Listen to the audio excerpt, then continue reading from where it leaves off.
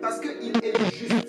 Lorsqu'on fait une petite récapitulation de l'histoire, vous allez remarquer qu'il avait planté deux arbres dans le jardin. L'arbre de la vie et l'arbre de la connaissance du bien et du mal. L'arbre qui donnait la connaissance du bien et du mal était mauvaise pour l'homme et Dieu était conscient de ça. Pourquoi? Parce que l'homme n'avait pas la capacité de gérer le bien et le mal. Seul Dieu avait cette capacité. C'est pourquoi il avait interdit à l'homme de manger de cet arbre. Pourquoi? Parce qu'en mangeant de cet arbre, il allait devenir Dieu. C'est-à-dire qu'il devrait posséder la connaissance du bien et du mal. Bien écoutez-moi, j'ai envie de dire un truc. Les gens souvent me posent la question de savoir, mais pourquoi Dieu n'avait pas empêché à l'homme de prendre l'arbre de la connaissance du bien et du mal, sachant que l'homme devrait mourir en prenant cela.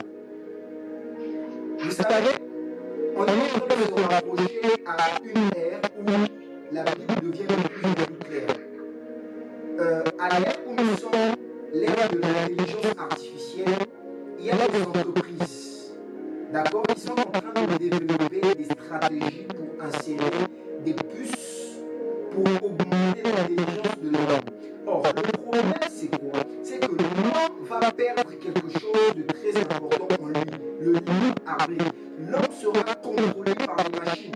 L'homme ne va plus, au fait, dépendre de lui-même, mais il sera dépendant des machines, des systèmes appartenant à des hommes. Et au commencement, si Dieu avait obligé l'homme de manger selon l'arbre de vie, alors là, il ne devrait pas y avoir de différence entre l'époque actuelle et l'époque d'avant. Pourquoi? Parce que l'homme devrait perdre une faculté qui est en elle, d'accord? La faculté de faire le choix. Le choix doit être fait de l'homme. Tu dois te décider soit d'aimer Dieu, soit de ne pas aimer Dieu. Tu dois te décider de suivre un chemin, soit d'abandonner ce chemin. C'est ça, au fait, ce qu'il y a dans la volonté de Dieu. Dieu ne va pas t'obliger de croire en lui. Dieu ne va pas. Écoutez-moi, il y a des gens qui me disent, mais celui-là, pourquoi je ne parle du Seigneur, il ne croit pas. Non, est-ce qu'il a fait le choix de croire en ce que toi tu l'annonces? S'il n'a pas fait le choix, c'est qu'il a fait le choix dans quelque chose d'autre. Respecte le choix de l'autre. Amen. Et Dieu, il est comme ça, il est dans le principe, il respecte le choix. C'est pourquoi, lorsque l'homme a fait le choix de trahir Dieu en mangeant l'arbre de la connaissance du bien et du mal, il n'a rien fait. Il a simplement exécuté sa justice en séparant l'homme de sa présence. Pourquoi? Parce qu'il déteste le péché. Que Dieu soit loué. Et l'amour de Dieu a su résoudre définitivement l'équation du péché. Pourquoi je dis ici que l'amour de Dieu a su résoudre définitivement l'équation du péché? Parce que lorsque Christ est mort à la croix, il nous a rachetés de nouveau dans l'amour éternel de Dieu et dans le plan parfait de Dieu. Est-ce que quelqu'un m'entend?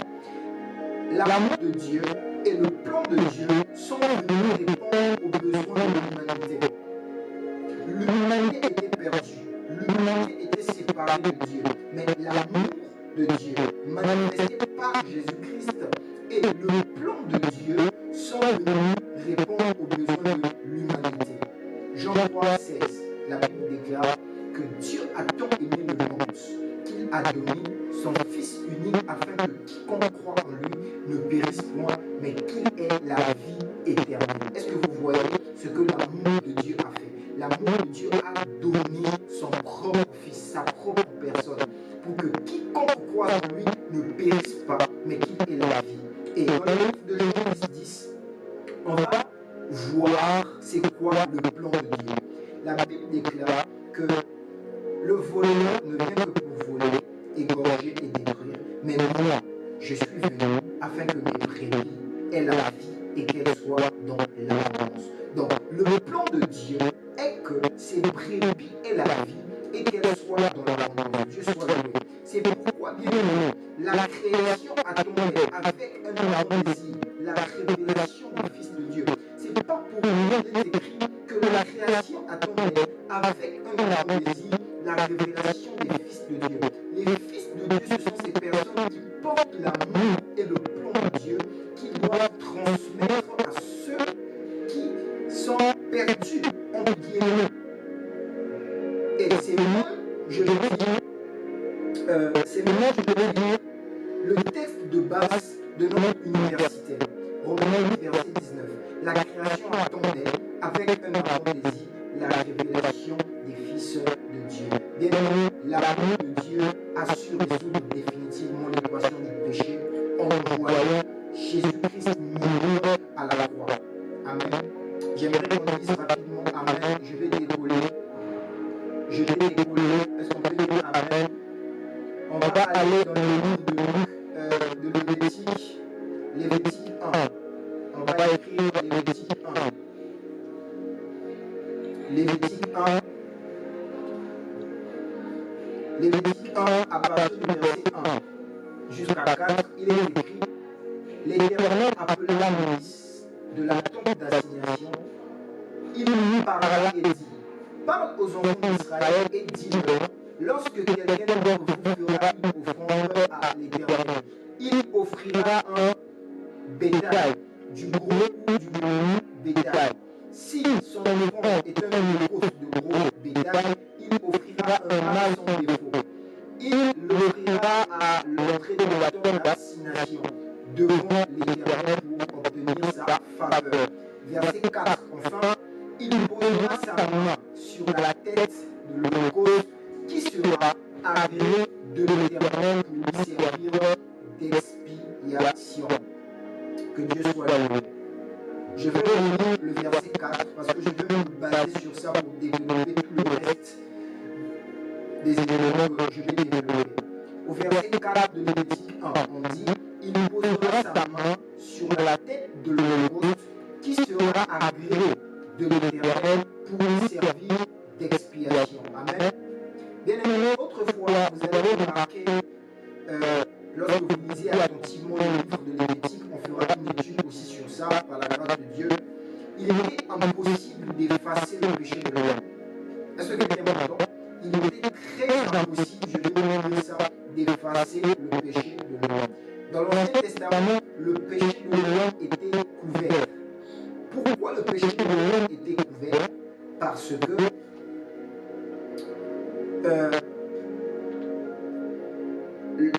l'homme, lorsqu'il effectuait l'action de poser sa main sur un animal, et cet animal était comme, je ne vais pas dire comme, mais cet animal était le canal qui prenait tous les péchés de l'homme, et l'homme maintenant qui avait posé sa main sur l'animal était justifié à cause du sang qui était versé par l'animal. Est-ce que quelqu'un m'entend? On ne va pas revenir sur ça en profondeur. Je suis en train encore de survoler sur certains points, mais il y a des choses sur lesquelles on va vraiment revenir en profondeur. Donc, lorsque vous allez lire Lévitique 1, verset 1 à 4, vous allez remarquer qu'il y avait un rituel qui se faisait. Les gens qui péchaient venaient vers le souverain sacrificateur avec un animal. Et lorsqu'ils venaient avec cet animal-là, ils prenaient leurs mains et ils mettaient la main sur la tête de l'animal. Alors qu'ils mettaient les mains sur la tête de l'animal, le souverain sacrificateur était en train de trancher l'animal sous forme de sacrifice. C'est-à-dire, les péchés qui sont dans l'homme vont aller dans l'animal et l'animal va être brûlé. C'est ce qu'on appelle les expiations. Et chaque année, jusqu'à présent, ça se fait toujours en Israël. À Yom Kippour. Amen. Est-ce que quelqu'un m'entend? Pendant un temps, vous allez remarquer que le péché était transféré dans l'animal. Pendant que le péché était transféré dans l'animal, l'homme qui avait effectué cette action était justifié devant Dieu. C'est-à-dire, Dieu ne voyait plus son péché. Pourquoi? Parce que le péché de l'homme était maintenant dans l'animal. Alléluia. Or, la solution face au péché n'avait pas encore été manifestée. C'est pourquoi vous allez remarquer que dans l'ancien temps, qu'est-ce qui se faisait? On était en train de sacrifier des animaux. Pourquoi est-ce qu'on sacrifiait des animaux? Parce que ces animaux étaient l'image au fait de Christ qui devrait venir en sacrifice à la croix. Dans le verset précédent, comme je le disais, nous avons parlé de l'expiation. En bref, lorsqu'on parle de l'expiation, l'expiation est l'opération qui consistait à prendre un animal pour servir de cobaye à l'humain, pour le pardon de ses péchés. Chaque année, cette opération était faite en Israël pour le pardon des péchés. De nos jours même, nous avons remarqué que cette pratique est toujours fréquente en Israël.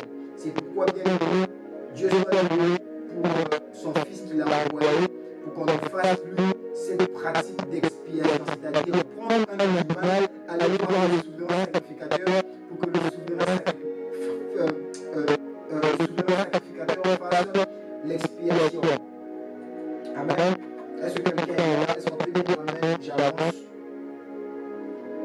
Donc, quelle que soit notre personne, quel que soit notre parcours, Dieu nous aime et il a déjà prévu ce que seront nos vies. J'ai envie de dire à quelqu'un, quelle que soit notre personne, quel que soit notre parcours, quelle que soit notre histoire, Dieu nous aime. Et Dieu a déjà prévu ce que nous serons demain. Quelle que soit notre personne, j'insiste beaucoup, quel que soit notre parcours, quelle que soit notre histoire, Dieu nous aime et a déjà prévu ce que seront nos vies. Il y a des gens aujourd'hui qui disent que j'ai tellement commis dans mon passé que Dieu ne peut pas aimer. J'ai tellement fait dans mon passé que Dieu ne peut pas m'aimer. J'ai tellement fait que Dieu ne peut pas m'aimer. Écoutez-moi, Dieu a de bons projets pour nos vies. Je décrète et déclare sur la vie de quelqu'un que le Seigneur a un projet merveilleux pour ta vie. Alors, fais-lui confiance. Que votre confiance soit centrée sur Jésus-Christ, sa personne et son œuvre. Que ta confiance ne soit pas focus sur ce que tu fais, mais que ta confiance soit focus sur cet animal qui est un sang éternel. Vous allez remarquer que dans l'Ancienne Alliance, lorsque l'homme apportait un animal au souverain sacrificateur, qu'est-ce qui se passait?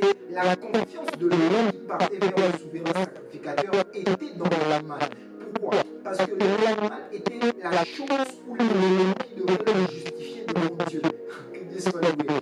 Donc, que notre confiance soit centrée sur Jésus-Christ, sur sa personne et sur son œuvre. Alléluia. Très rapidement, je vais parler de la deuxième vérité. On va s'arrêter là pour ce soir. Demain, à la grâce de Dieu, on va poursuivre encore cet enseignement. Donc, on va terminer les deux autres vérités. Mais ce soir, on va s'arrêter à cette deuxième vérité. Avant de terminer, j'aimerais qu'on prenne quelques minutes pour ressentir cet amour de Dieu, pour ressentir cet amour de Dieu dans nos cœurs. Nous allons dire, oh Abba, je reconnais cet amour dans mon cœur. Je reconnais que tu as donné ton Fils à la croix pour moi. Cabras Cavalia, et Catus Cavalia, et Palalize, Rabena Cus Cavalia Mande, Leka Ascovalia, Rabena Cus Cavalia, et Palalize, Rabena Cus Cavalia. Papa, je ressens cet amour dans mon cœur.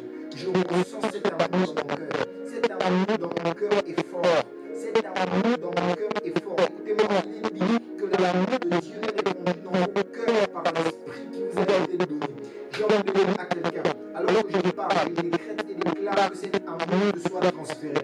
Que cet amour te soit transféré. Que tu ressentes l'amour d'un Père. Que tu ressentes l'amour d'un Père dans ton cœur. Calabasonte et Calabise. Rabena Coscavalia. Écoute-moi, Dieu a un plan merveilleux pour toi. Je répète encore que Dieu a un plan merveilleux pour toi. Ne vois pas tes échecs du passé.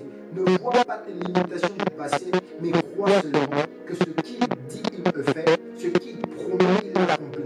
Je décrète et déclare que tu ressentes le plan merveilleux de Dieu pour ta vie. Maintenant, je parle au nom puissant de Jésus-Christ de Nazareth. Alors, je passe rapidement à la deuxième vérité. La deuxième vérité est intitulée « L'homme est pécheur et séparé de Dieu ». Écoutez-moi, ce sont des vérités que nous devons comprendre, que nous devons réaliser, qui font des fondations solides pour notre vie chrétienne. Amen. L'homme est un pécheur et l'homme est séparé de Dieu à cause de son péché. Oui, croyez-moi, le péché sépare l'homme de Dieu.